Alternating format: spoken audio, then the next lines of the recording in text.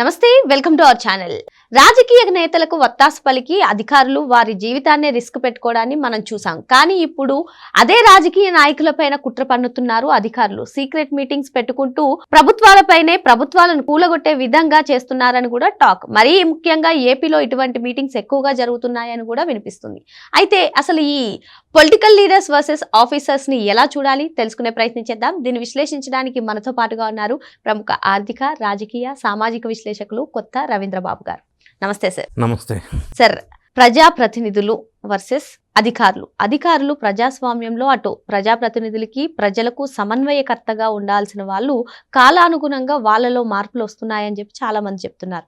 ఇక్కడ ఇంకో అంశం ఏంటంటే, వన్స్ వాళ్ళు డ్యూటీలోకి జాయిన్ అయిన తర్వాత రాజకీయ నేతలు ఒత్తిడికి వాళ్ళు తలొగ్గుతారు అంటూ వింటూ ఉంటాం. కానీ ఇప్పుడు ప్రజెంట్ సమాజంలో వస్తున్నటువంటి మార్పులను మరి ఏ విధంగా చూడాలో, ఇదే ఆఫీసర్స్ ఏకంగా రాజకీయ నాయకులపైనే, ఏకంగా ప్రభుత్వాలను కూలగొట్టే విధంగా వాళ్ళు నిర్ణయాలు తీసుకుంటున్నారని, సీక్రెట్ మీటింగ్స్ పెట్టుకుంటున్నారని చెప్తున్నారు. ఏంటి అసలు కీలక భూమిక పోషించాల్సినటువంటి అధికారులే ఈ విధంగా మారడాన్ని ఎలా చూడాలంటారు?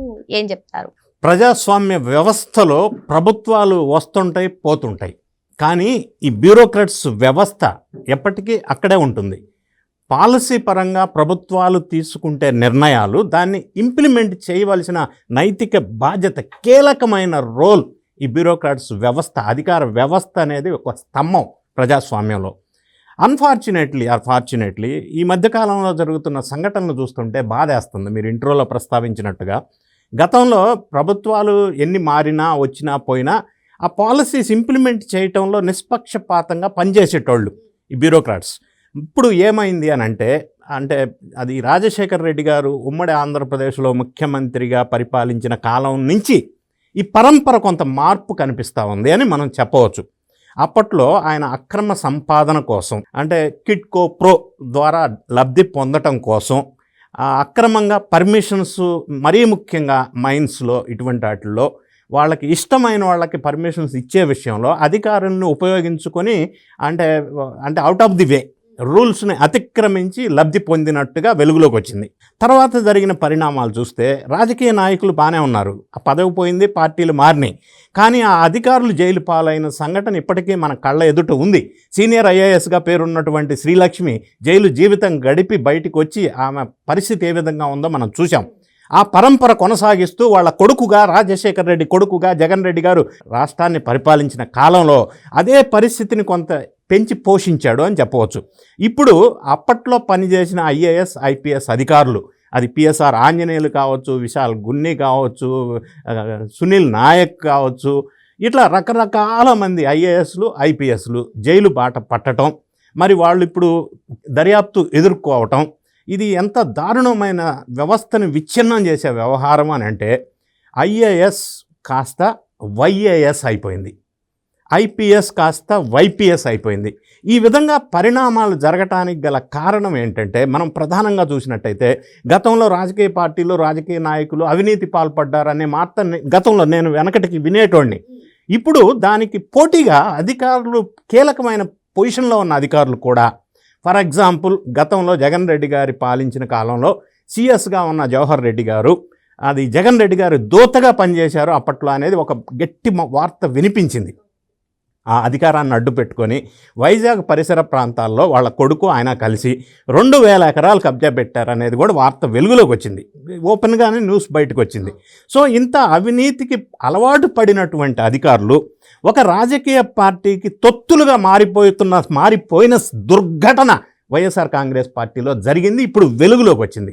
అన్నిటికంటే ఆశ్చర్యకరమైన అంశం, ప్రజాస్వామ్యానికి డేంజర్ బెల్స్ మోగించినటువంటి అంశం ఈ మధ్య కాలంలో జగన్ రెడ్డి గారు పరిపాలించిన కాలంలో ఎవరైతే ఆఫీసర్స్, బ్యూరోక్రాట్స్ వాళ్ళకి కళ్ళల్లో ఆనందం చూడటం కోసం పనిచేశారో వాళ్ళు ఇప్పుడు ఈ ప్రభుత్వంలో అదే పొజిషన్స్లో ఉన్నా కూడా, కానీ ఆ ఫ్లేవర్, ఆ జగన్ రెడ్డి గారికి సేవ చేసే అలవాటు ఉన్నటువంటి వాళ్ళు ప్రభుత్వానికి వ్యతిరేకంగా గూడు పుటాన్ని నడుపుతున్నారు అనేది ఇప్పుడు ప్రధానంగా వెలుగులోకి వచ్చినటువంటి వార్త.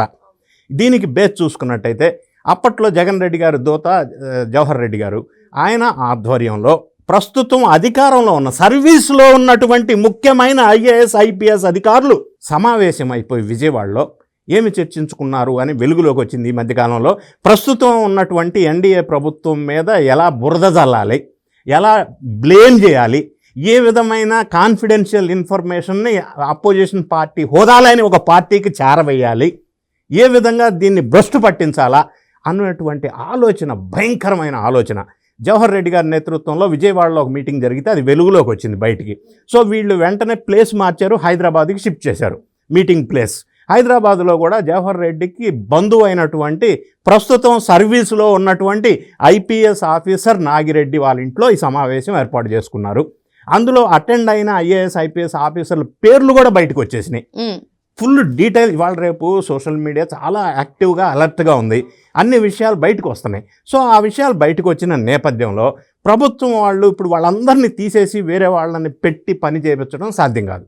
సో వాళ్ళ చేతనే పని చేయించాలా, ఎఫెక్టివ్గా పని చేయించాలా, ఎఫిషియెంట్గా పని చేయించాలా, ప్రభుత్వ పాలసీస్ పథకాలు ఇంప్లిమెంటేషన్ సరిగా చేసే విధంగా మానిటరింగ్ చేయాలి. కానీ ఇటువంటి అధికారులు ఒకటి ధన అర్జన కోసం, రెండు వీళ్ళు రిటైర్ అయిన తర్వాత రాజకీయ రంగ ప్రవేశం చేయటం కోసం. గతంలో ఎంపీగా చేసినటువంటి మాధవ్ పోలీసుగా ఉండి ఎంపీ అవతారం ఎత్తాడు. సో కొంతమంది ఆఫీసర్లు ఏంటంటే రిటైర్ అయినాక రాజకీయ రంగ ప్రవేశం చేయాలి అనే ఒక విజన్తో ఉండి పనిచేస్తున్నారు. కొంతమంది అక్రమార్జన కోసం పనిచేస్తున్నారు, కొంతమంది ప్రమోషన్స్ కోసం, రాజకీయ నాయకుల కళ్ళల్లో ఆనందం చూడటం కోసం పనిచేస్తున్నారు. Very unfortunate.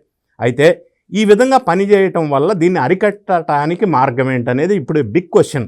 మన వ్యవస్థలో ఇది ఒక పెద్ద ప్రశ్నగా మిగిలిపోయింది. అయితే అడ్మినిస్ట్రేషన్ స్ట్రాంగ్ గా ఉంటేనే ఆ రాష్ట్రం కానివ్వండి, ఆ దేశం కానివ్వండి బాగుపడుతుంది. చంద్రబాబు నాయుడు గారి హయాంలో అడ్మినిస్ట్రేషన్ స్ట్రాంగ్ గా ఉంటుందని చెప్తున్నారు. కానీ రాజకీయ నేతలతో పోటీ పడుతున్న అధికారులు దీనికి ఎలా చెక్ పెట్టాలంటారు, దీన్ని ఎలా అరికట్టాలంటారు? ఇప్పుడు ఎలాగంటే ప్రధానంగా service rules, IAS IPS officers will be governed by the central all India service rules. Service rules ఏం చెప్తున్నాయి? ఈ అధికారులు సర్వీస్లో డ్యూటీలో ఉన్నంతకాలం ప్రభుత్వం మీద వ్యతిరేకతని వ్యక్తం చేయకూడదు. ప్రభుత్వం తీసుకున్న పాలసీ నిర్ణయాలు కాన్ఫిడెన్షియాలిటీ మెయింటైన్ చేయాలి. ప్రభుత్వ వ్యతిరేకంగా కుట్ర పన్నకూడదు. ప్రభుత్వానికి వ్యతిరేకంగా మీటింగ్స్ పెట్టకూడదు.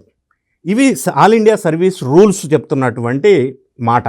వీళ్ళు అన్నిటినీ వైలేట్ చేస్తున్నారు, రూల్స్ అన్నిటినీ వైలేట్ చేస్తున్నారు. గతంలో కాదంబరి జత్వానీని తీసుకొచ్చినప్పుడు జగన్ రెడ్డి గారు అధికారంలో ఉన్నప్పుడు రూల్స్ అన్నీ వైలేట్ చేశారు. కాదంబరి జత్వాన్ని తీసుకొచ్చి హింసించారు ఒక ప్రైవేట్ కేసులో కొన్ని రకాల లబ్ధి కోసం. సో ఆ విధంగా రూల్స్ అన్నిటినీ అతిక్రమించడం ఒకటి. ఇప్పుడు ఈ మీటింగ్స్ ఏదైతే సీక్రెట్ మీటింగ్స్ అని అంటున్నారో ఇవి కూడా ఆల్ ఇండియా సర్వీసెస్ రూల్స్కి అగెనెస్ట్. మరి వీళ్ళు అంత ధైర్యం చేసి రూల్స్ని అధిగమించి సర్వీస్ రూల్స్ను కూడా బ్రేక్ చేసి అవుట్ ఆఫ్ ది వే వెళ్ళి రాజకీయ పార్టీలకి కొమ్ము కాస్తున్నారు అధికారులు అని అంటే అది ప్రజాస్వామ్య వ్యవస్థలోనే పెద్ద డేంజరస్ సిచ్యువేషన్గా మనం చెప్పవచ్చు. ఈ కల్చర్ రాజశేఖర రెడ్డి గారి నుంచి స్టార్ట్ అయిన తర్వాత జగన్ రెడ్డి గారు పెంచి పోషించారు. ఇప్పుడు ఈ వ్యవస్థని సెట్ చేయాలి అంటే ఇన్స్టెంట్గా సెట్ అయ్యేది కాదు. ఎందుకంటే మనుషులు ఇట్లా అనగానే వెంటనే మారిపోరు. సో వాళ్ళ చేతే పని చేయించాలా, వాళ్ళల్లో మార్పు రావాలి అంటే కొంత టైం పడుతుంది. కానీ ఈ టైం పట్టే లోపు జరగాల్సిన డ్యామేజ్ రాష్ట్రానికి జరిగిపోతూ ఉంది, ప్రభుత్వానికి నష్టం జరిగిపోతూ ఉంది. ఇది చాలా సీరియస్ అలర్ట్గా ఉండాల్సిన అవసరం ఉంది. ప్రతి దాని మీద నిఘా వ్యవస్థ ఆల్రెడీ ఉంటుంది ప్రభుత్వానికి. వాళ్ళ రిపోర్ట్స్, వాళ్ళకి ఇంటెలిజెన్స్ రిపోర్ట్స్ ఏ రోజుకు ఆ రోజు ఉంటాయి, ఉండవని నేను అనట్లా. కాకపోతే ఇంకా చాలా మోర్ అలర్ట్గా వ్యవహరించాల్సిన అవసరం ప్రస్తుతం ఎన్డీఏ ప్రభుత్వం మీద ఉంది. ఎందుకంటే దురదృష్టవశాత్తు జగన్ రెడ్డి గారు పరిపాలించిన కాలంలో వ్యవస్థలు భ్రష్టు పట్టిపోయినాయి కాబట్టి. సార్, ఎంతో కష్టపడి ఉద్యోగం సంపాదించుకుని ఆ ఉద్యోగాన్ని రిస్క్ పెడుతూ ఇటువంటి మీటింగ్స్, ఇటువంటి కుట్రలు పన్నడానికి రీజన్ ఏమై ఉంటుందంటారు? ఒకటి, ఈ ఉద్యోగంలో వచ్చినటువంటి సంపాదన కంటే అక్రమార్జనగా వచ్చే సంపాదన ఎక్కువ ఒకటి. రెండోది, వేరే రాజకీయ నాయకులకి, రాజకీయ పార్టీలకి కొమ్ము కాయటం వల్ల కిక్ బ్యాక్స్ వచ్చేది ఎక్కువ. మూడోది, ఈ పదవి అయిపోయిన తర్వాత వీళ్ళంతా సీనియర్ పొజిషన్స్లో రిటైర్మెంట్కి దగ్గరగా ఉండవచ్చు. సో రిటైర్ అయిన తర్వాత రాజకీయ పార్టీలో జాయిన్ అయ్యి రాజకీయ నాయకుడు అవతారం ఎత్తటం కోసం, లేదా కొంతమంది ఇంకా వాళ్ళు ఇచ్చే ముడుపులకి ఆశపడి, లేదా వాళ్ళకి ఉన్న సంబంధ బాంధవ్యాలని బట్టి ఇన్ని రకాల కారణాల వల్ల వీళ్ళు ఆ విధంగా వ్యవహరిస్తూ ఉండవచ్చు. కానీ ఇది ప్రజాస్వామ్య వ్యవస్థకే డేంజరస్ సిచ్యువేషన్ అని ఖచ్చితంగా బాధగా చెప్పవలసిన అవసరం ఉంది. దీని మీద చాలా సీరియస్గా ఫోకస్ పెట్టాల్సిన అవసరం అయితే ఉంది. లాస్ట్ 5 yearsలో ఎవరైతే అధికారులు అరాచకాలకు అవినీతికి పాల్పడ్డారో వాళ్ళు ఇప్పుడు విచారణలు ఎదుర్కొంటున్నారు, అరెస్ట్ అయి ఉన్నారు. ఇవన్నీ చూసిన తర్వాత కూడా ఇంకా మార్పు రాకుండా మళ్ళీ ఇటువంటి సీక్రెట్ మీటింగ్స్, ప్రభుత్వం పైన బురద ఎంతవరకు కరెక్ట్ అంటారు? ఎలా చూడాలి ఈ అంశాన్ని? అంటే అల్టిమేట్గా ఇప్పుడు రాజకీయ నాయకులు కానీ ప్రభుత్వం కానీ ఓరల్ ఇన్స్ట్రక్షన్స్ కొన్ని ఇచ్చారు అని అనుకుందాం. ఇది రూల్స్ని అతిక్రమించి ఏదన్నా పర్మిషన్స్ ఇవ్వమని. సపోజ్ జనరల్గా జరిగేటువంటి సంఘటనలు ఇవి. నేను ఏ పార్టీని నిందించట్లా, ఏ పార్టీకి సంబంధించిన వ్యక్తిని కాదు. పార్టీలకు అతీతంగా చెప్పవలసి వస్తే ప్రొఫెషనల్గా వాళ్ళకున్న ప్రెషర్స్ ఒకసారి గమనించినట్టయితే రాజకీయ నాయకులు ఓరల్గా ఇన్స్ట్రక్షన్ ఇస్తారు పలానా వ్యక్తికో పార్టీకో ఫేవర్ చేయమని. కాకపోతే ఇక్కడ గమనించాల్సిన అంశం ఏంటంటే కొన్ని సందర్భాల్లో చేయవలసి వస్తే వీళ్ళు నోట్ ఫైల్లో స్పష్టంగా దాని గురించి రాయాల. Yes, it is violation of the so and so rule, but however so and so insisted for me to approve this అని రాసినందువల్ల ఏమవుతుందంటే ఫ్యూచర్లో ఎంక్వైరీకి వచ్చినప్పుడు అతని మీద కొంత ప్రొటెక్షన్ ఉండే అవకాశం ఉంది. లేకపోతే అతన్ని నిందితుడిగా గతంలో సీనియర్ ఐఏఎస్ శ్రీలక్ష్మి ఎలా అయితే జైలు బాట పట్టారో ఇప్పుడు చాలామంది ఎలాగైతే జైల్లో ఉన్నారో అటువంటి పరిస్థితులు ఎదుర్కొంటున్నారు. దాని నుంచి బయటపడాలి అంటే ఒకవేళ సిన్సియర్గా ఉన్నా చేయవలసిన అనివార్య పరిస్థితులు వస్తే నోట్ ఫైల్లో ఖచ్చితంగా రిమార్క్స్ కనుక రాసినట్టయితే కొంతలో కొంత వీళ్ళు ప్రొటెక్ట్ అయ్యే అవకాశం ఉంది. కానీ అది తెలిసి కూడా రాయట్లేదంటే అందులో వీళ్ళు భాగస్వామి అయ్యి ఉండవచ్చు అనేది నాకు అనిపిస్తూ ఉంది. మరి ప్రజాస్వామ్యంలో ఎంతో కీలకమైనటువంటి అధికారులు ఇటువంటి మార్పు చెందడం వల్ల ప్రజాస్వామ్యానికే పెనుముప్పు ఉందని, దీనిపైన ఖచ్చితంగా నిఘా పెట్టవలసినటువంటి బాధ్యత ప్రభుత్వాలపైన ఉందని చెప్పి రవీంద్రబాబు గారు చెప్తున్నారు. మరో అంశంతో మళ్ళీ కలుద్దాం. Thank you sir. Thank you.